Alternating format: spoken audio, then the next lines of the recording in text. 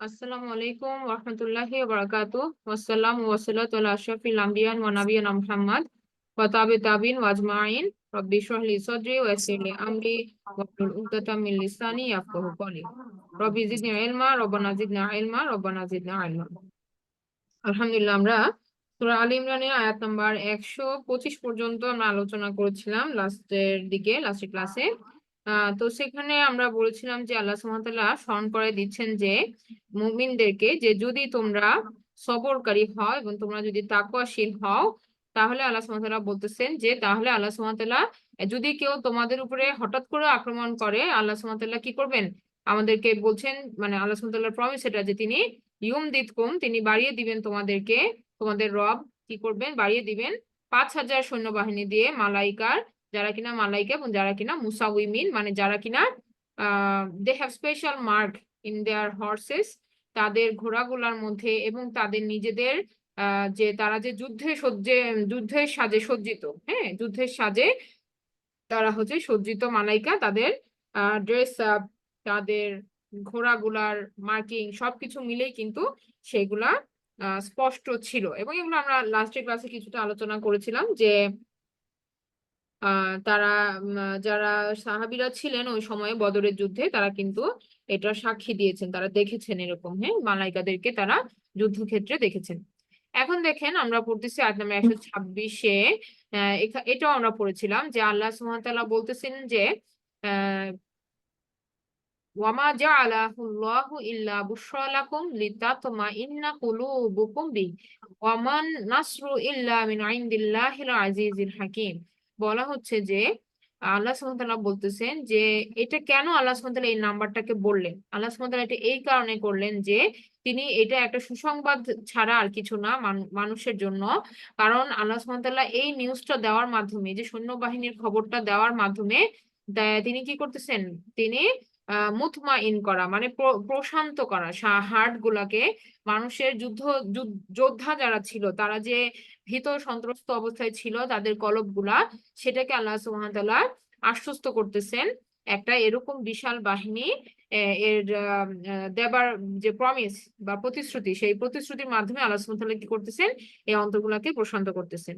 এবং আল্লাহ বলতেছেন যে ওয়ামান নাসরু ইল্লা মিন ইনদিল্লাহিল আজিজিল হাকিম, আল্লাহ সুবহানাহু ওয়া তাআলার সাহায্য ছাড়া আসলেই কোনো সাহায্য নাই। এবং আল্লাহ সুবহানাহু ওয়া তাআলা হচ্ছেন আল আজিজ, এবং তিনি হচ্ছেন আল হাকিম। তো এরপরে দেখেন বলা হচ্ছে যে আল্লাহ সুবহানাহু ওয়া তাআলা এটার মাধ্যমে আরেকটা জিনিস করতে চাচ্ছেন, সেটা হচ্ছে মানে টার্গেট, সেটা কি লিয়াকুতা। লিয়াকুতা মানে হচ্ছে কাট অফ করা, রিমুভ করা, সরিয়ে দেওয়া, তরাফাম মিনাল্লাযিনা কাফারু, সেই গ্রুপটাকে যারা তোমাদের মধ্যে হচ্ছে কি কাফের, আহ, মানে অবিশ্বাসী যে দলটাকে, মানে সেই দলটাকে কর্নার করে দেওয়া, বা সেই দলটাকে দল থেকে দলচ্যুত করে দেওয়া, এই জিনিসটা আল্লাহ সুবহানাহু ওয়া তাআলার এই আরেকটা টার্গেট ছিল। আও ইয়াকবিতাকুম ফায়ানকলিবু খাইবিন। এবং সেই সাথে বলা হচ্ছে যে যে তারা কি করে, তাদেরকে আহ, বলা হচ্ছে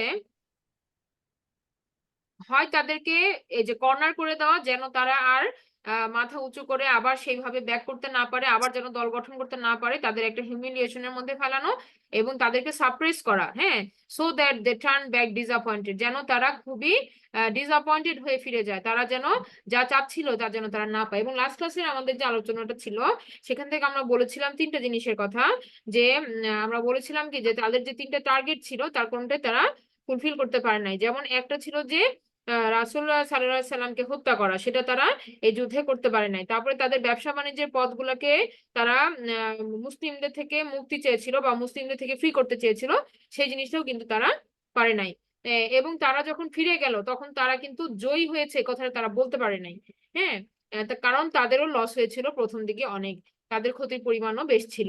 এই সব কিছু মিলে আমরা বলতেছি যে তারা কিন্তু হতাশ হয়ে ফিরে গেছে এবং তারা জয়লাভ করতে পারে নাই। তো এরপরে দেখেন এখানে আল্লাহ সুবহানাহু ওয়া তাআলা এবার যেটা কমেন্ট করতেছেন, এটা হচ্ছে আল্লাহ সুবহানাহু ওয়া তাআলার আমরা বলতে পারি ফার্স্ট পোস্ট ব্যাটেল কমেন্ট্রি। এবং এই পোস্ট ব্যাটেল কমেন্ট্রিটা হচ্ছে কাদের জন্য, সাহাবীদের জন্য এবং রাসূল সাল্লাল্লাহু আলাইহি সাল্লামের জন্য। তো এখন কেন আল্লাহ সুবহানাহু ওয়া তাআলা এই কমেন্টটা করতেছেন? ওই যে আমরা বলেছিলাম যে মনে করেন একটা খেলোয়াড় দল যদি দলটা যদি খেলাতে হেরে যায়, তখন কি কোচ কিন্তু সেই দলের সকল সদস্যকে নিয়ে কিন্তু মানে খেলার পরবর্তীতে তিনি একটা মিটিং করেন, এবং সেখানে কিন্তু তিনি তার দলের সব সদস্যকে তাদের ভুলগুলা সংশোধন করা দেন, কার কোথায় ভুল ছিল, মিস্টেক ছিল, এগুলো নিয়ে একটা আলোচনা পর্যালোচনা হয়, এবং তারা যেন ভুল থেকে শিখতে পারেন, এটা কিন্তু একটা এজেন্ডা থাকে, তাই না? তো এখন এখানে খেয়াল করেন, এইখানে এই ব্যাপারটা খেয়াল করেন যে বলা হচ্ছে আল্লাহ সুবহানাহু ওয়া তাআলা এবার সেই এই যে মুসলিমদের বা মুসলিম বাহিনীর যে একটা পরাজয় হলো, এইটাকে কিন্তু আল্লাহ সুবহানাহু ওয়া তাআলা এবার কি করতেছেন, কমেন্ট করতেছেন যে কি কি কারণে। তো আমরা জানি যে প্রথমত আমরা কিন্তু প্রথমেই আমাদের মাথায় আসবে কি, সেই তীরন্দাজ দলের কথা, যারা কিনা তাদের পজিশনটাকে ত্যাগ করেছিল রাসূল সাল্লাল্লাহু আলাইহি ওয়াসাল্লামের আদেশের অবাধ্য হয়েছিল। হ্যাঁ, তো তাদের কথা আমাদের প্রথম স্মরণ আসবে যে আল্লাহ নিশ্চয়ই তাদেরকে নিয়ে কিছু বলবেন, কিন্তু সেটা না বলে আল্লাহ সুবহানাহু ওয়া তাআলা কিন্তু দল নেতাকে প্রথমে অ্যাড্রেসই করলেন। এটা কিন্তু একটা আমাদের জন্য শিক্ষা যে আমরা যিনি দলনেতা, হ্যাঁ, বা যিনি কিনা একটা গ্রুপের লিডার, সেই লিডারকে কিন্তু রেসপন্সিবিলিটি প্রথমে নিতে হয়। রাসূল সাল্লাল্লাহু আলাইহি সাল্লাম হচ্ছেন এই মুসলিম বাহিনীর কি লিডার। সো রাসূল সাল্লাল্লাহু আলাইহি সাল্লামের কাছে কিন্তু প্রথম কি যে ইয়াটা আসতেছে, প্রথম রেসপন্সিবিলিটি তার নিতে হচ্ছে।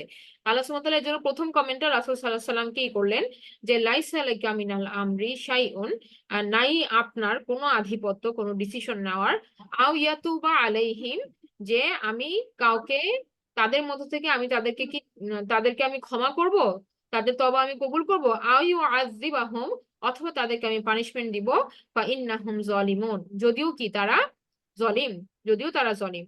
তো এখন এই কথাটা কেন আসতেছে? আমরা জানি যে উহুদের যুদ্ধে রাসূল সাল্লাল্লাহু আলাইহি ওয়াসাল্লাম মারাত্মক ভাবে আহত হয়েছেন, এবং তার আহ, যে মুখমণ্ডলে উনি ওই জায়গায় ভীষণ ভাবে আঘাতপ্রাপ্ত হয়েছেন। একটা তীর ধনুক তার চোয়াল ভেদ করে ভেতরে চলে যায়, এবং আরেকটা হচ্ছে তার তার মানে মুখ মুখের দিকে তাকে আহত করে, এবং তার ঠোঁট এবং দাঁতের এখানে তার আহত হয়। তো মোটামুটি তার মুখে এত বিশাল ইনজুরি ছিল যে অনেক রক্তক্ষরণ হয়েছে, এবং পরবর্তীতে উনি যখন এই তেলাওয়াত গুলো ওনার মুখ থেকে যখন সাহাবীরা শুনতেছেন, তখন এই ক্ষত বিক্ষত মুখটাকে কিন্তু সাহাবীরা দেখতেছেন। হ্যাঁ, এবং তারা খুবই কষ্ট পাচ্ছেন যে তারা কিন্তু রাসূল সাল্লাল্লাহু আলাইহি সাল্লামের জন্য মানে জানও দিতে কোরবান। আমরা জানি যে তারা এত ভালোবাসা সাহাবীদের রাসূল সাল্লাল্লাহু আলাইহি ওয়াসাল্লামের জন্য আছে, এবং তখনও বর্তমান ছিল। তো এই সময়ে তাদের একটা মিস্টেকের জন্য রাসূল সাল্লাল্লাহু আলাইহি ওয়াসাল্লাম স্বয়ং এমন মারাত্মকভাবে আহত হয়েছেন, এটা কিন্তু তাদেরকে কষ্ট দিচ্ছে। তো তো সেই সময় রাসূল সাল্লাল্লাহু আলাইহি ওয়াসাল্লাম খুব কষ্ট পেয়েছেন যে এটা কেমন জাতি, যে যেই জাতি তার নিজের রাসূলকে এভাবে আহত করে এবং মারার ষড়যন্ত্র করে। তো তিনি যখন খুব কষ্টের মধ্যে ছিলেন, এবং প্রথম যখন উনি আঘাতপ্রাপ্ত হয়েছেন, তখন রাসূল সাল্লাল্লাহু আলাইহি ওয়াসাল্লাম এরকম একটা কথা বলছিলেন যে এই জাতিকে আল্লাহ কিভাবে ক্ষমা করবে, যে জাতি নিজে তার রাসূলকে এরকম আহত করে, হ্যাঁ, বা রক্তক্ষরণ করায়। তো তখন আল্লাহ সুবহানাহু ওয়া তাআলা কিন্তু এই যে ওনার এই কমেন্টটাকে কিন্তু পরবর্তীতে আল্লাহ সুবহানাহু ওয়া তাআলা কারেকশন করে দিছেন এই আয়াতটার মাধ্যমে।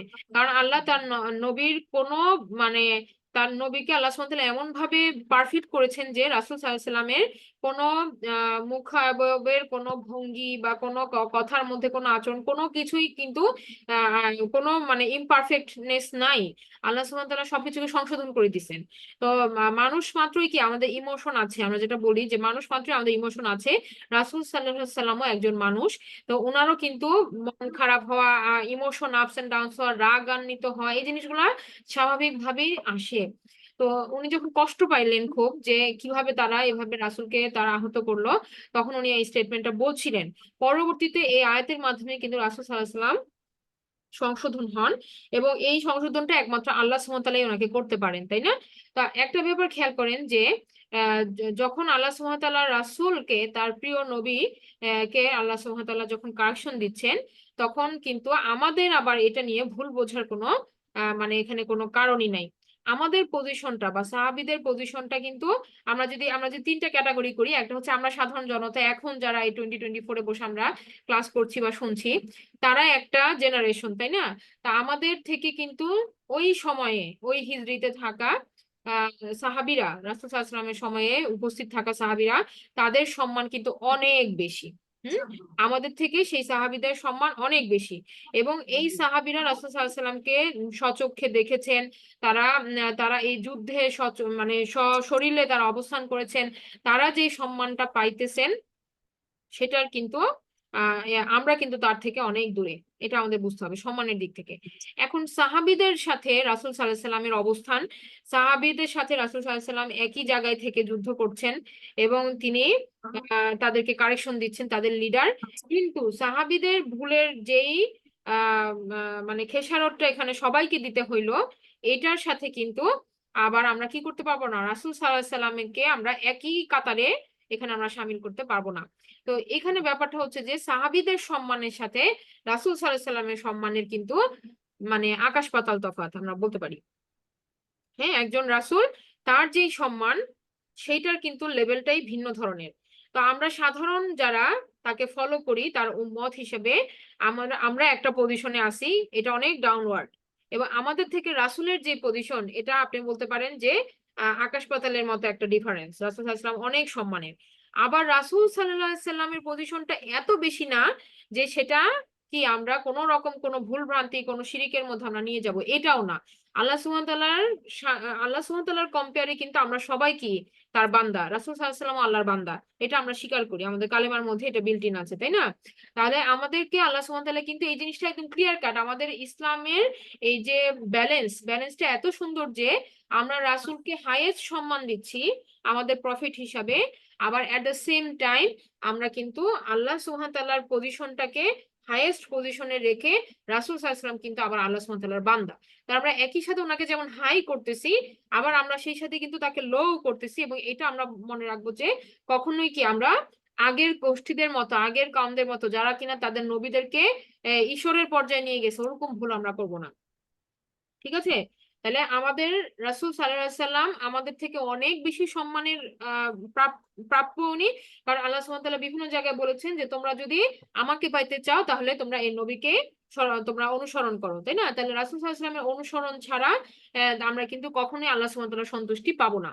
তো এই জিনিসটা আমাদেরকে একদম ক্লিয়ার মনে রাখতে হবে যে আমাদের পজিশন একটা, রাসূল সাল্লাল্লাহু আলাইহি সাল্লামের পজিশন একরকম, আর আল্লাহ সুবহানাহু ওয়া তাআলা তার অথরিটি, তিনি যে মালিক, তিনি যে রব, তিনি যে আজিজ, তিনি তার ক্ষমতা থেকে আমাদের সবাইকে কারেকশন দিচ্ছেন। সেইখানে রাসূল সাল্লাল্লাহু আলাইহি সাল্লামও কিন্তু কারেকশন পাচ্ছেন। তা আল্লাহ সুবহানাহু ওয়া তাআলা এখানে যেমন বলতেছেন যে আল্লাহ সুবহানাহু ওয়া তাআলা রাসূলকে বলতেছেন যে ইট ইজ নট ইয়োর, মানে এটা তোমার এখতিয়ারে পড়ে না যে তুমি বলে দিবা যে কাকে আমি ক্ষমা করব কাকে আমি ক্ষমা করব না। আয়াতের সারমর্মটা এরকম। তো আল্লাহ সুবহানাহু ওয়া তাআলা এই কথাটা কেন আসলো, ওই যে আমরা বললাম রাসূল সাল্লাল্লাহু আলাইহি ওয়াসাল্লাম বলতেছিলেন যে কিভাবে আল্লাহ একটা জাতিকে গাইড করবেন বা ক্ষমা করবেন যারা তারা নিজেদের প্রফিটকে তারা ক্ষতিগ্রস্ত করছে। তো এখানে আরেকটা ব্যাপার যে আল্লাহ সুবহানাহু ওয়া তাআলা বলতে চাচ্ছেন যে ডিসিশন মেকিং এ আল্লাহ সুবহানাহু ওয়া তাআলার সিদ্ধান্তে কারো এখতিয়ার নাই, এমনকি রাসূল সাল্লাল্লাহু আলাইহি সাল্লামেরও নাই। হ্যাঁ, আল্লাহ সুবহানাহু ওয়া তাআলা যাকে ইচ্ছা ক্ষমা করতে পারেন।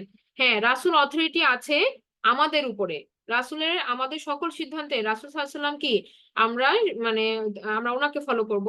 এবং উপস্থিত উনি যখন ছিলেন তখনও সবাই কি রাসূল সাল্লাল্লাহু আলাইহি সাল্লামের সিদ্ধান্তটাকে আলটিমেট সিদ্ধান্ত হিসেবে মেনে নিতে হবে, কিন্তু তাওয়াক্কুল করতে হবে আল্লাহর উপর। আল্লাহর সিদ্ধান্ত হচ্ছে ফাইনাল, সেটা কি হবে সেটার উপরে আমাদের কোনো ইনফ্লুয়েন্স নাই এবং রাসূল সাল্লাল্লাহু আলাইহি সাল্লামেরও নাই। ঠিক আছে? এই ব্যাপারটা আল্লাহ সুবহানাহু ওয়া তাআলা ক্লিয়ারলি বলে দিলেন যে নট ফর ইউ, যে তুমি ডিসিশনে বলবা যে কাকে আমি ক্ষমা করব কাকে আমি পানিশমেন্ট দিব। এবং অবশ্যই কি যাদের কথা বলা হচ্ছে তারা তো জালিম। এবং এই ধরনের কিন্তু এই যে কাউমের বিরুদ্ধে দোয়া কিন্তু আগের নবী রাসূলরা যে করেন নাই তা না, করেছেন। যেমন আমরা নূহ আলাইহিস সালামের ঘটনা থেকে জানি যে নূহ আলাইহিস সালাম কিন্তু তার কাউমের বিরুদ্ধে যে উনি দোয়া করেছেন যে এই কাউমকে আল্লাহ সুবহানাহু ওয়া তাআলা যদি রাখে তাহলে কাফের ছাড়া আর কেউ দুনিয়াতে কিন্তু আবাদ হবে না। হ্যাঁ, নূহ আলাইহিস সালাম কিন্তু এই দোয়াটা এমনি এমনি করেন নাই, উনি আমরা জানি যে ৯৫০ বছরে নূহ আলাইহিস সালাম কিন্তু তার কাউমকে দাওয়াত দিয়েছেন। এক এক আমরা যদি ৯৫০ বছর তো ১০০ বছরে যদি মনে করেন যে ৩ থেকে ৪টা জেনারেশনকে উইটনেস করা যায়, মানে তারা যদি পৃথিবীতে আসে আগমন করে ৪টা জেনারেশন এট এ টাইম থাকে পৃথিবীতে ১০০ বছরের মধ্যে। তো এরকম ভাবে ৯৫০ বছরে তাহলে দেখেন 9 into 4, হ্যাঁ, তার মানে প্রায় 36 জেনারেশন কিন্তু নূহ আলাইহিস সালাম তার নিজের চোখের সামনে দিয়ে দেখছেন, এবং ইনি দেখতেছেন যে এদের ঘরে যারা জন্মগ্রহণ করে এরা সবাই কি কাফের অবস্থাতেই জন্মগ্রহণ করে এবং কাফের অবস্থাতেই তারা থাকে। তারা আল্লাহর কথা শুনে না বা আল্লাহর দ্বীনের পথে আসে না, তার দাওয়াতে তারা একসেপ্ট করতেছে না। তো এটা অবজার্ভ করছে উনি কিন্তু বহু বছর ধরে, 950 বছরের সাথে উনি ধৈর্যের সাথে কিন্তু ছিলেন। পরবর্তীতে উনি যখন দেখলেন যে it is crossing the limit, তখন উনি কিন্তু এই দোয়াটা তার কামের বিরুদ্ধে করছেন। তো এখানে রাসূল সাল্লাল্লাহু আলাইহি ওয়াসাল্লামকে যখন জখম করা হইতেছে, তখন সাহাবীরাও চাচ্ছিলেন যে রাসূল সাল্লাল্লাহু আলাইহি ওয়াসাল্লাম একটা মানে এগেইনস্টে দোয়া করুক, হ্যাঁ, এই কাফের কাউমের বিরুদ্ধে দোয়া করুক। এবং তারা সাহাবীরা ধৈর্যহারা হয়ে গেলেন এবং তারা রাসূল সাল্লাল্লাহু আলাইহি ওয়াসাল্লামকে বলতেছেন যে আপনি কেন এদের জন্য দোয়া করবেন, আপনার এর বিরুদ্ধে আপনি এদের বিরুদ্ধে আপনি দোয়া করা উচিত, হ্যাঁ, কারণ তারা আপনাকে জখম করছে, তারা তাদের নবীকে জখম করছে, এভাবে সাহাবীরা বলতেছিল। এমনকি এই সাহাবীদের মধ্যে কিন্তু আমরা যাদেরকে মানে ওয়ান অফ দ্য গ্রেট সাহাবী আমরা চিন্তা করি, ওমর রাদিয়াল্লাহু আনহু, তিনিও কিন্তু এটা কোট করছেন, নূহ আলাইহিস সালামের আয়াতকে উনি স্মরণ করাইছেন রাসূল সাল্লাল্লাহু আলাইহি ওয়াসাল্লামের কাছে, যে নূহ আলাইহিস সালাম তো তার কওমের বিরুদ্ধে এভাবে দোয়া করছে, তাহলে আপনি কেন মানে করতেছেন না কেন? মানে এই একটা প্রেশার কিন্তু তারা মানে বলতেছিল রাসূল সাল্লাল্লাহু আলাইহি ওয়াসাল্লামের সামনে, তারা পেশ করতেছিল যে ইউ শুড, হ্যাঁ, আপনার তো মানে এত আপনার উপরে দিয়ে অত্যাচার হয়েছে বা এই জিনিসটা তারা করছে, অন্যায় করছে, তো এটা আপনি করাটা আপনার জন্য এটা একটা মোমেন্ট, হ্যাঁ, এটা একটা সুযোগ, আপনি এটা করতে পারেন। তখন রাসূল সাল্লাল্লাহু আলাইহি সাল্লাম তো অলরেডি কি উনি কারেকশন হয়েছেন, ওনার ওই কথাটা কিন্তু রাসূল সাল্লাল্লাহু আলাইহি সাল্লাম পরবর্তীতে কি করছেন, এই আয়াতের পরে উনি কারেকশন করছেন নিজেকে, এবং উনি বলছেন যে আল্লাহ সুবহানাহু ওয়া তাআলার কাছে দোয়া চাইছেন যে আল্লাহ আমার কাউমকে আপনি ক্ষমা করেন, তারা জানে না। হ্যাঁ, আল্লাহ সুবহানাহু ওয়া তাআলার কাছে রাসূল সাল্লাল্লাহু আলাইহি সাল্লাম যে দোয়াটা চাইছেন কি, যে আল্লাহ আমার মানুষদেরকে, আমার কাউমকে আপনি ক্ষমা করে দেন, কারণ তারা জানে না। তো এই যে যখন রাসূল সাল্লাল্লাহু আলাইহি সাল্লামকে যখন ওমর রাদিয়াল্লাহু আনহু বা অন্য সাহাবীরা যখন বলতেছিলেন যে আপনি কেন ভিন্ন দোয়া করতেছেন না, তখন রাসূল সাল্লাল্লাহু আলাইহি সাল্লাম কি বলছেন জবাবে?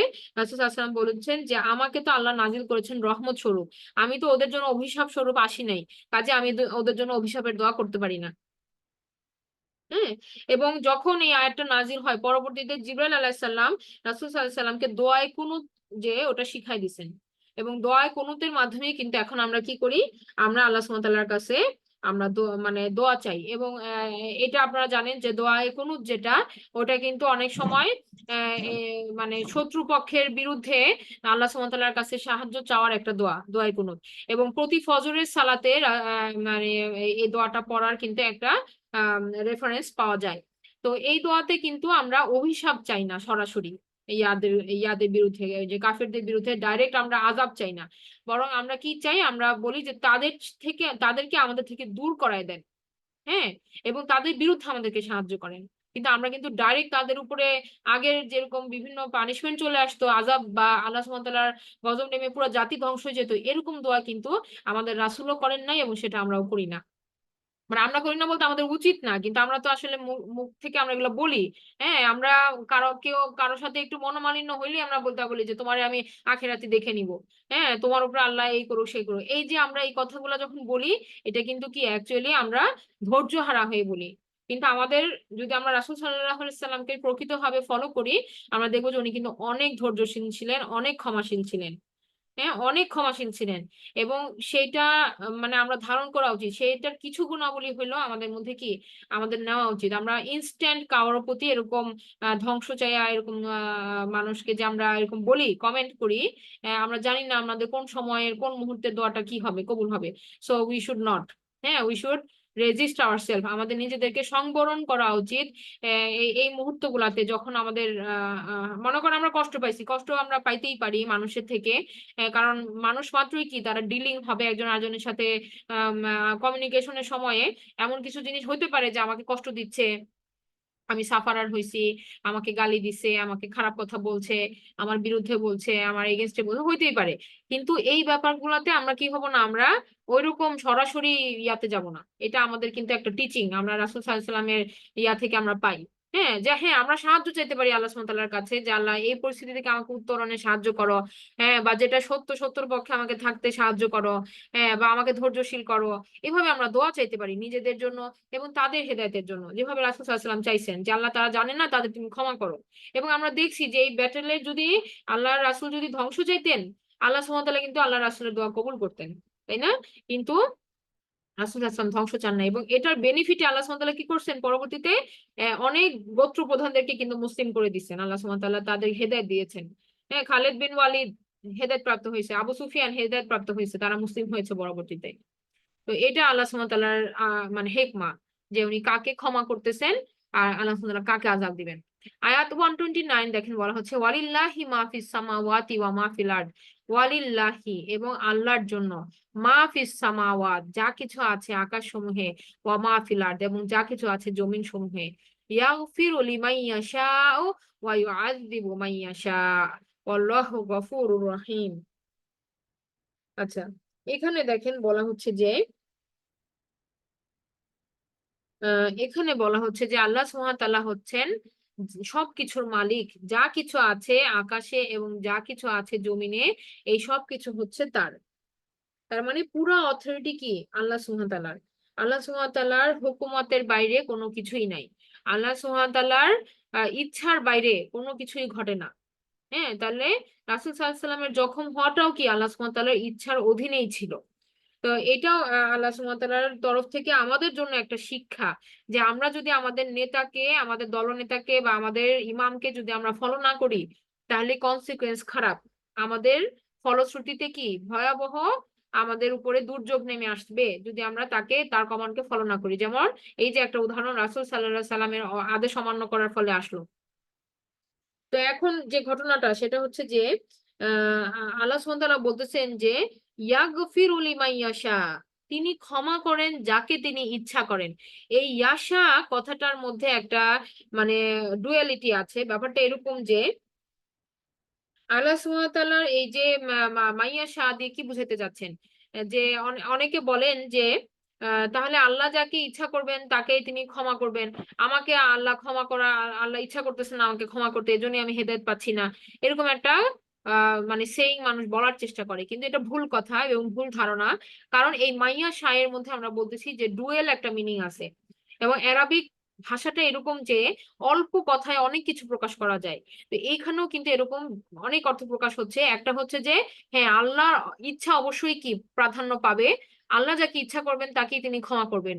এখানে আল্লাহর ডিসিশনের উপরে কারো কোনো কিছু সে নাই, এবং কারো কোনো ভায়োলেট করারও এটার কোনো সুযোগ নাই। এটা ট্রু। দ্বিতীয়ত হচ্ছে যে চায় আল্লাহ তাকে ক্ষমা করেন, যে চায়। এখানে মাইয়া শায়ের মধ্যে যে শুধু আল্লাহই চান তা না, মানুষকেও চাইতে হবে। মানুষ যখন চাবে তখন আল্লাহ যদি ইচ্ছা করেন তাকে আল্লাহ ক্ষমা করে দিবেন। হ্যাঁ, এবং মানুষের চাওয়ার উপরে এটা আসে। মনে করেন আমি ক্ষমা চাচ্ছি, তাহলে কি আমি বিশ্বাস করব যে আল্লাহ আমাকে ক্ষমা করবেন, এই বিশ্বাসটা রেখে ক্ষমা চাইতেছি। কারণ আল্লাহ সুবহানাহু ওয়া তাআলা বিশাল মাত্রায় ক্ষমাশীল। আল্লাহ সুবহানাহু ওয়া তাআলা হচ্ছেন গফফার। হ্যাঁ, তিনি গফুর। এত বিশাল মাত্রায় আল্লাহ সুবহানাহু ওয়া তাআলা ক্ষমাশীল যে আপনারা যদি স্মরণ করেন যে যখন ফেরাউনকে পানিতে ডুবাই দেওয়া হচ্ছিল, তখন কিন্তু জিবরাইল আলাইহিস সালাম কি করতেছিল, উনি মানে বালু ছুড়ে দিচ্ছিল ফেরাউনের মুখে, যেন সে বলতে না পারে, যে সে যেন তওবা করতে না পারে, সে যেন মানে ক্ষমা চাইতে মানে শেষ পর্যন্ত না পারে। কারণ সে এত পরিমাণ মানে ক্রাইম করছে যে মানে জিবরাইল আলাইহিস সালামও চাচ্ছিল না যে ক্ষমা চাইলে তো আল্লাহ ক্ষমা করে দিতে পারেন। আল্লাহ তো এত ক্ষমাশীল, জিবরাইল আলাইহিস সালাম জানেন যে আল্লাহ সুবহানাহু ওয়া তাআলা এত ক্ষমাশীল যে ইভেন ফেরাউনও যদি লাস্ট মোমেন্টে তওবা করতো, ক্ষমা চাইতো, যে চান্সেস আর যে আল্লাহ তাকে ক্ষমা করে দিত। ক্ষমা চাইলে আল্লাহ তাকে ক্ষমা করে দিবে। তো এই কারণে জিবরাইল আলাইহিস সালামও শেষ মুহূর্তে কি ভয় পাইতেছিলেন যে এটা এখন না আবার ক্ষমা চায়, এইরকম। তার মানে আমাদের তাহলে সুযোগটা আল্লাহ সুবহানাহু ওয়া তাআলার ক্ষমা পাওয়ার মানে চান্সেস আর হাই, আমরা কখনোই নিরাশ হব না। আল্লাহর ক্ষমা গ্যারান্টিড, আল্লাহ এভাবেই ক্ষমা চাইতে বলছেন। তো এখানে যে ব্যাপারটা আমরা বলতেছি যে লিমাইয়া শাহ, আল্লাহই যে শুধু চাবেন তা না, বরং মানুষেরও কি চাইতে হবে, মানুষের ইচ্ছা থাকতে হবে ক্ষমা পাওয়ার, তাকে আল্লাহর কাছে চাইতে হবে, আর তখনই অ্যাপ্লিকেবল হবে এই দোয়াটা বা আল্লাহর তো ক্ষমাটা। একই সাথে ওয়াইউ আযযিবু মাইয়াশা, তাহলে আযাবটাও কি তিনি যাকে ইচ্ছা তিনি দিবেন, একই সাথে যে আযাব চায় তার জন্যই আযাব। এখন আপনি বলতে পারেন যে কি আযাব চায়। দেখেন একটা হাদিসে বলছে রাসূল সাল্লাল্লাহু আলাইহি ওয়াসাল্লাম বলতেছেন যে তোমাদের সবার জন্য হচ্ছে জান্নাত, জান্নাতে তোমাদের সবার জন্য জান্নাত লেখা আছে, শুধু সে ছাড়া সে জান্নাতে যাবে না যে কিনা এটা চায় না। তো সাহাবীরা জিজ্ঞাসা করতেছেন ইয়া আল্লাহর রাসূল, এমন কি আছে যে জান্নাত চায় না, যে জান্নাতে যাবে না? তখন রাসূল সাল্লাল্লাহু আলাইহি ওয়াসাল্লাম বলতেছেন যে যারা তোমরা আমাকে ফলো করো, আমার বাধ্যগত থাকো এবং আমাকে অনুসরণ করো, তাদের সবার জন্যই হচ্ছে জান্নাত। আর যে কেউ আমার অবাধ্য হবে বা আমাকে অনুসরণ করবে না, তার জন্য হচ্ছে কি, তার জন্য জান্নাত নাই। তাইলে এই ব্যাপারটা খুবই ক্লিয়ার। রাসূলকে ফলো করলেই আমরা আল্লাহ সুবহানাহু ওয়া তাআলার সন্তুষ্টি পাবো। এবং এটা আমরা ফলো করার মাধ্যমে কি, আমি চাইতেছি জান্নাত, আল্লাহর কাছে আমি জান্নাত চাচ্ছি, তাহলে আল্লাহর সন্তুষ্টি চাচ্ছি, আমাদের কি করতে হবে, আল্লাহ রাসূলকে ফলো করতে হবে। এখন আমি যদি এটা ডিনাই করি যে না আমি তো রাসূল মানবো না, আমি শুধু আমি কোরআন পড়বো, আমি হাদিস মানবো না, এভাবে যদি কেউ ডিনাই করে, তাহলে কি, সে চাচ্ছে আসলে আযাব। কারণ তোমার অ্যাকশনটা বলে দিচ্ছে কি আমি কি চাই, আমার অ্যাকশন বলে দিচ্ছে আমি কি চাই। আমি যদি আল্লাহর অবাধ্যতার কাজ করি, আমি যদি গুনাহের কাজ করি, তার মানে কি আমি জেনে বুঝে করতেছি। একটা হচ্ছে না জেনে করলাম, আমি যখন করেছি আমি জানতাম না যে এটা গুনাহ, তারপর আমি জানা মাত্র আমি আল্লাহর কাছে ক্ষমা চাচ্ছি, তাহলে ক্ষমার দরজা তো খোলা। আর এটা হচ্ছে আমি যে জেনে বুঝে আমি এটা কন্টিনিউ করতেছি, আজাব, আমি এই রং কাজটা আমি কন্টিনিউ করতেছি এবং ভাবতেছি যে কিছু হবে না, তাহলে কি, আমি কিন্তু জেনে বুঝে আযাব নেওয়ার কাজই করতেছি। তখন আল্লাহ বলতেছেন যে ওয়াই আযিবু মাইয়াশা, তাহলে যে চাইতেছো আযাব, তুমি আযাবের পথেই আছো, তুমি আসতেছো না ফিরে, তাহলে কি তোমার জন্য ওটা গ্র্যান্ট হয়ে যাবে। আল্লাহ সুবহানাহু ওয়া তাআলা এইভাবে আমাদেরকে কার্শন দিচ্ছেন যে মাইয়াশা, যে চাবে, এবং এট দ্য সেম টাইম আল্লাহ যাকে চাবেন তাকে আল্লাহ সুবহানাহু ওয়া তাআলা পানিশমেন্ট দিতে পুরোপুরি সক্ষম, কেউ নাই তাকে বাঁচানোর। যাকে আল্লাহ আযাব দিবেন তাকে বাঁচানোর কেউ নাই, কেউ নাই। হ্যাঁ, যে আল্লাহ সুবহানাহু ওয়া তাআলা সেদিন বলবেন কোথায় তোমাদের কোথায় আমার শরীকদেরকে তুমি নিয়ে আসো যাদেরকে তুমি ডাকতা, হ্যাঁ আমাকে ছাড়া তুমি যাদেরকে ডাকতা, সেই শিরিক করতে যাদের আমার সাথে, তাদেরকে তুমি ডেকে নিয়ে আসো দেখি। তো সেদিন মানুষ বুঝবে যে আসলে পালানোর কোনো পথ নাই, কারণ কোনো সাহায্য নাই আল্লাহর সাহায্য ছাড়া।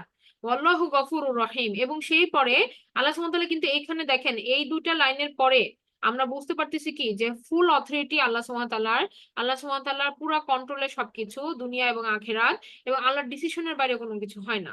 আল্লাহ এখানে বলতে পারতেন যে তাহলে আল্লাহ যা চান তাই হয়, এরকম একটা লাইন আল্লাহ বলতে পারতেন, কিন্তু সেটা না বলে আল্লাহ সুবহানাহু ওয়া তাআলা কি বললেন, আল্লাহু গফুরুর রহিম। তার মানে কি, আল্লাহ সুবহানাহু ওয়া তাআলা ক্ষমাশীল, অত্যন্ত ক্ষমাশীল এবং অত্যন্ত রহমশীল। এটা যখন আল্লাহ সুবহানাহু ওয়া তাআলা বলতেছেন, দ্যাট মিনস আল্লাহ চাচ্ছেন কি, আমরা ক্ষমা চাই, আল্লাহ চাচ্ছেন আমরা ফিরে আসি, আল্লাহর রহমতের প্রত্যাশী হই, তাই না? তাহলে এই এই আয়াতটার মাধ্যমে আল্লাহ যখন আমাদেরকে বললেন আল্লাহু গফুরুর রহিম, দ্যাট মিনস আমাদের কোন দলে যাওয়া উচিত, এটা আল্লাহ সুবহানাহু ওয়া তাআলা বলে দিচ্ছেন যে আল্লাহ যেহেতু ক্ষমাশীল, তোমার ক্ষমা চাওয়া উচিত, তাই না? এটা আল্লাহ সুবহানাহু ওয়া তাআলা আমাদেরকে গাইড করতেছেন যে এই এই দলভুক্ত যেন আমরা হইতে পারি, যে আমরা ক্ষমা চেয়ে আমাদের গুনাহগুলোকে আমরা মাফ করায় নিব, আল্লাহ আমাদের ক্ষমা করে দেন। এখন দেখেন এরপরে বলা হচ্ছে যে যে আচ্ছা এক্সট্রিমলি ফরগিভিং এটা আমরা বললাম। আচ্ছা, এরপর দেখেন বলা হচ্ছে যে আয়াত নাম্বার 130-এ, ইয়া আইয়ুহাল্লাযীনা আমানু, হে তোমরা যারা ঈমান এনেছো, লা তাকুলুর রিবা, তোমরা খাবে না রিবা। রিবা হচ্ছে কি, আমরা জানি সুদ, যেটা বাংলায় আমরা বলতেছি, তোমরা খাবে না সুদ। আদআফা মুদাআফাতান, যেটা কিনা বহুগুণে বৃদ্ধি পায়। হ্যাঁ, যেটা কিনা কি হয়, সুদ বা ইন্টারেস্ট যেটা বহুগুণে মাল্টিপ্লাই হতে থাকে, এরকম সুদ তোমরা গ্রহণ করবে না, এগুলো তোমরা সুদ হিসেবে গ্রহণ করবে না। ওয়াত্তাকুল্লাহা, এবং আল্লাহকে ভয় করো, লাআল্লাকুম তুফলিহুন, যাতে করে তোমরা সফল কাম হইতে পারো।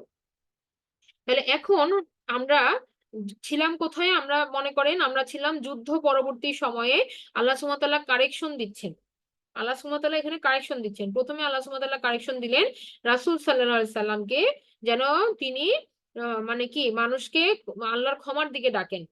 হ্যাঁ, এটা এটা না চেয়ে, আযাব না চেয়ে বা তাদের জন্য কোনো পানিশমেন্ট না চেয়ে, বরং যেন তিনি ক্ষমার দিকে ডাকেন এবং ক্ষমার জন্য দোয়া করেন। তো সেটাই কিন্তু রাসূল সাল্লাল্লাহু আলাইহি সাল্লাম করেছেন।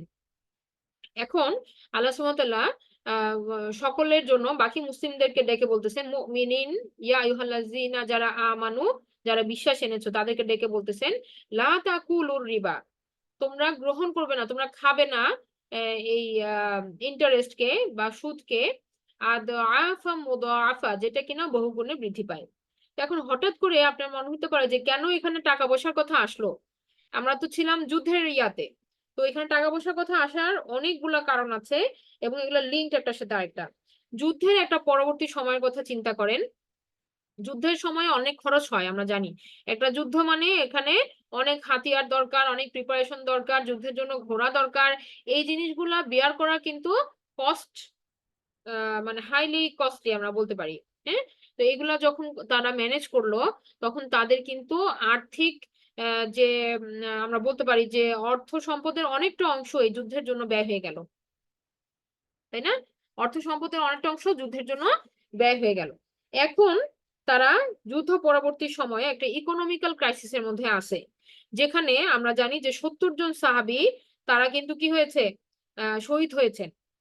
তো এই যে 70 জন সাহাবীর মধ্যে 70 জন সাহাবীর মধ্যে মানে বেশিরভাগই ছিল কি আনসার এবং 4 জন ছিল মুহাজির। আনসাররা আমরা জানি যে হিজরতের পরবর্তী সময়ে তারা মুহাজিরিনদেরকে সাপোর্ট দিচ্ছিল ফাইন্যান্সিয়ালি, তাদের থাকার ব্যবস্থা করে দিচ্ছিলেন, তাদের খাবারে, তাদের ব্যবসায় সবকিছুতে সাপোর্ট দিচ্ছিলেন। তো এখন এই পরিবারগুলো থেকে যখন 70 জন আনসার মৃত্যুবরণ করলেন তখন এই ফ্যামিলিগুলোর মধ্যে কি ইনকামিং সোর্সটা বন্ধ হয়ে গেল। তো আনসাররা যে নিজেরা খুব ধনী ছিল তা না, তারাও কিন্তু মানে বিভিন্ন ব্যবসায়িক কাজের সাথে সম্পর্কিত ছিল এবং তারা আহ, খুব যে ধনী ছিল তা না। তাহলে এখন সমাজের পরিস্থিতিটা চিন্তা করেন, যুদ্ধে তাদের অনেক ধন সম্পদ ব্যয় হয়েছে, তাদের পরিবারের যারা ইনকাম করার যারা ফ্যামিলি হেড ছিল তারা মারা গেছে, 70 জন ফ্যামিলি খালি হয়ে গেছে, এবং যারা মুহাজিরিন তাদেরও 4 জন লস হয়েছে। বাকিরা যারা তারা তো ডিপেন্ডেন্ট অলরেডি, তারা অলরেডি কাদের উপর ডিপেন্ড করতেছে, আনসারদের উপর ডিপেন্ড করতেছে। আর এই আনসারদের ফ্যামিলি গুলোতে এখন ফ্যামিলি হেড নাই হয়ে গেছে। হ্যাঁ, এখন ইনকাম হবে কিভাবে, ব্যবসা বাণিজ্য কিভাবে তারা কন্টিনিউ করবে?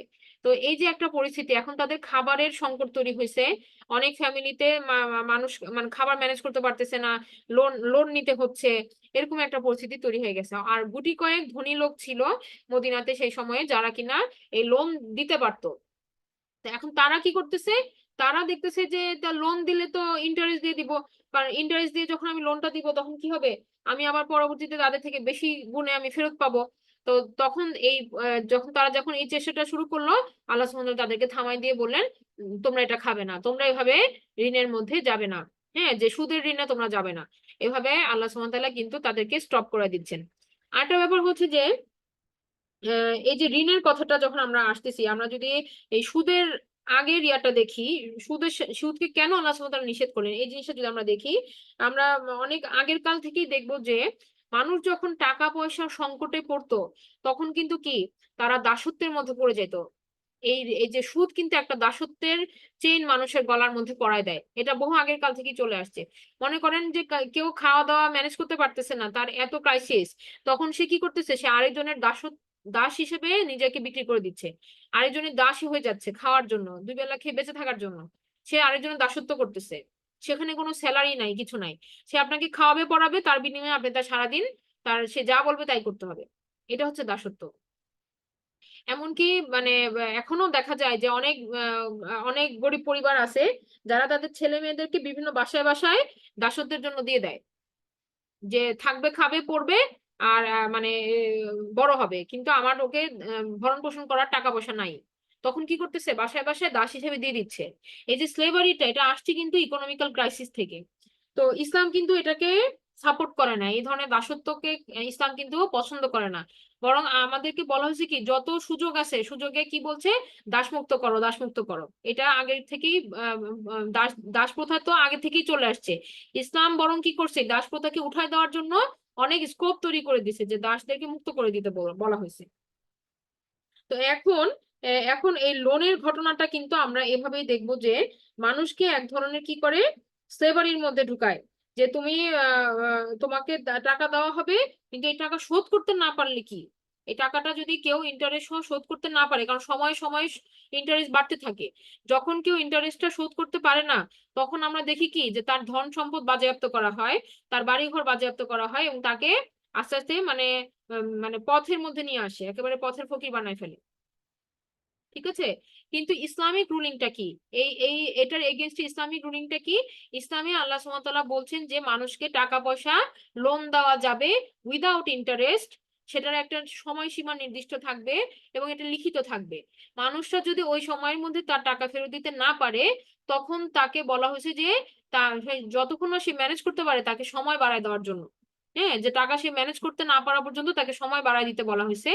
এবং এরপরে আল্লাহ সুবহানাহু ওয়া তাআলা বলছেন যে যদি তোমরা তাকে ক্ষমা করে দাও তাহলে এটা অতি উত্তম, আর ওই টাকাটা যদি কেউ মাফ করে দেয় তাকে, তাহলে সেটা তার জন্য অতি উত্তম। তাহলে ইসলামিক যে ব্যবস্থা, ইকোনমিক সিস্টেম, এটা যদি কেউ ফলো করে তাহলে কিন্তু মানুষ এরকম দাসত্বের ট্র্যাপে পড়বে না, বরং এখানে ক্ষমার একটা রাস্তা আছে, যে এই মানুষটা যাকে হেল্প করা হচ্ছে হইতে পারে কি তাকে টাকাটা আর ফেরত দিতেও হচ্ছে না অনেক ক্ষেত্রে, যদি কোন ধনী ব্যক্তির আন্ডারে থাকে, ধনী ব্যক্তি যদি দয়া করে এবং যদি ক্ষমা করে দেয় এবং আল্লাহর থেকে সে সন্তুষ্টি অর্জন করে নিল, তাই না?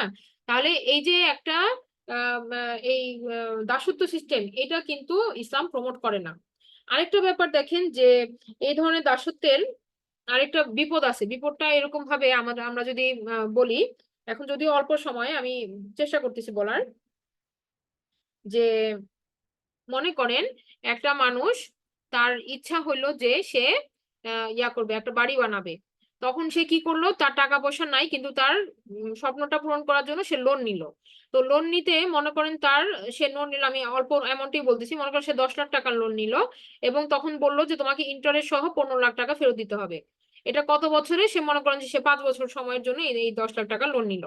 তো এখন যে লোন দিচ্ছে সে জানে যে এই ব্যক্তির ইকোনমিক্যাল ক্রাইসিস দেখি তো সে লোন নিচ্ছে, তার মানে তার কি এই টাকাটা ম্যানেজ সে এখন করতে পারতেছে না। আচ্ছা, এখন একটা সময় দিল 5 বছর, কিন্তু 5 বছর পরে তাকে কিন্তু 10 লাখ টাকা না 15 লাখ টাকা ফেরত দিতে হবে। এই যে অতিরিক্ত 5 লাখ টাকা, এটা কিন্তু কি একটা টাইম পিরিয়ডের জন্য তাকে বেশি দিতে হচ্ছে। আচ্ছা, 5 বছর পরে সেই ব্যক্তি এটা শোধ দিতে পারলো না, তখন ব্যাংক তাকে কি বলবে যে আচ্ছা ঠিক আছে তুমি 5 বছরে পারো নাই, সে কিন্তু বলবে না যে আমি তোমাকে মাফ করে দিলাম, তা বলবে না, বলবে কি তুমি তুমি অল্প অল্প করে দাও, তোমাকে আমরা আরো সময় পিরিয়ড বাড়াই দিলাম কিন্তু ইন্টারেস্টও বাড়াই দিলাম। এখন 15 লাখ টাকা হয়ে যাবে, দেখা যাবে যে তাকে আরো 5 বছর সময় দিল কিন্তু এটা হয়ে যাবে এখন 25 লাখ টাকা। আচ্ছা, এখন সে বাড়িটা মনে করেন যে সে একটা টিনের চালের বাড়ি করলো বা একটা নর্মাল একটা বাড়ি করলো। এখন এই বাড়িটাতে সে থাকা শুরু করছে, কিন্তু বাড়ির দাম কিন্তু অলরেডি কি ওই ইন্টারেস্ট সহ অনেক বেড়ে গেছে। এখন সে যখন এটা পে করতেছে, এই 10 বছর পরে বা 15 বছর পরে সে যখন এটা থেকে দাম মুক্ত হইলো, মানে সে যখন তার ঋণটা পরিশোধ করতে পারলো, তখন কিন্তু এই বিল্ডিংটা নতুন নাই, অলরেডি সে 15-20 বছর ধরে বাড়িটাকে ইউজ করছে। এখন এই বাড়ির চাল ঘুনে ধরে গেছে, বাড়ির ওয়াল ড্যামেজ হয়েছে, তো এখন এই বাড়ির দামও বেড়ে গেছে, বিকজ সে এটার পেছনে কি করছে, অনেক টাকা ইনভেস্ট করছে। এখন সে যদি এই বাড়িটা কাউকে সেল করতে চায়, সে তো কমে সেল করবে না, সে ওই তার টোটাল যা খরচ হয়েছে তার উপরে সে সেল করবে। তো আলটিমেটলি আমরা দেখতেছি কি যে সবকিছুর প্রাইস এত বেড়ে যাচ্ছে যে পরবর্তী জেনারেশন এটা সাফারিং হবে। পরবর্তীতে যখন কেউ এই পুরান বাড়িটা কিনতে যাবে তাকে অনেক দামে কিনতে হবে। তার মানে কি এটার সাথে লিঙ্ক থাকা ইট কাঠ পাথর সবকিছুর দাম অনেক বেড়ে গেল, এবং একটা গ্রুপ অফ পিপল অনেক টাকা পয়সায় ধনী হয়ে যাবে, আর আরেকটা গ্রুপ যাদের সাধ্যের বাইরে চলে যাবে সবকিছু কেনা। এবং এখন কিন্তু আমরা এই জিনিসটা দেখতেছি, তো যে সোসাইটির মধ্যে কি একদল অনেক ধনী, তারা টাকা কামাইতেই আছে, আর আরেক দল হচ্ছে এত গরিব হয়ে গেছে যে তাদের নাগালের বাইরে চলে গেছে অনেক কিছু। তারা স্বপ্নই দেখতে পারে না যে তারা একটা জমি কিনবে, তারা এটা স্বপ্নও চিন্তা করতে পারে না যে তারা একটা বাড়ি করবে। এটা তাদের নাগালের বাইরে চলে গেছে, কেন? কারণ জিনিসপত্রের দাম এত ইনফ্লেট করছে। এটা কেন হয়েছে? বিকজ অফ দিস, মানে এই ঋণ গ্রহী সোসাইটির জন্য এটা হয়ে গেছে। এবং এটা আরো মানে খারাপ পরিণতির দিকে যাবে আরো 50 থেকে 100 বছরের মধ্যে। এবং ব্যাংকওয়ালারা এটা খুব ভালো মতো জানে, যারা এই লোনের ঋণটা দেয়, সরি, ইন্টারেস্ট সুদ সহ যারা এই লোন গুলা দেয়, ক্রেডিট কার্ড ধরায় দেয়, তারা খুব ভালো মতোই জানে যে এটা সামনের ভবিষ্যতে কি হবে।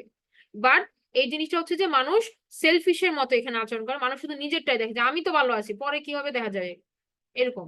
আমি তো লোন নিয়ে ভালোই আছি, আমি তো এই লোনের টাকা দিয়ে আমি গাড়ি কিনে ফেলছি, লোনের টাকা দিয়ে আমি এই করে ফেলছি, কিন্তু পরবর্তী কনসিকুয়েন্সটা তারা চিন্তা করে না। তো এইখানে আল্লাহ সুবহানাহু ওয়া তাআলা বলতেছেন ওয়াত্তাকুল্লাহ লাআল্লাকুম তুফলিহুন, আল্লাহকে ভয় করো যাতে করে তোমরা সফল কাম হইতে পারো। সফল কাম শুধু আখিরাতে না, দুনিয়াতেও যেন মানুষ মানে স্বস্তির নিঃশ্বাস নিয়ে থাকতে পারে, এই ব্যাপারটা এখানে আমরা নেক্সট ক্লাসে আবার আলোচনা করবো। 130 নম্বর আয়াতটা অনেক ডিটেলস আমরা নেক্সট ক্লাসে কন্টিনিউ করবো ইনশাআল্লাহ। আমরা শেষ করছি সুবহানাকা আল্লাহুম্মা ওয়া বিহামদিকা আশহাদু আল্লা ইলাহা ইল্লা আনতা আস্তাগফিরুকা ওয়া আতুবু ইলাইক। আসসালামু আলাইকুম ওয়া রাহমাতুল্লাহি ওয়া বারাকাতুহু। নেক্সট ক্লাস আমরা ওয়েডনেসডে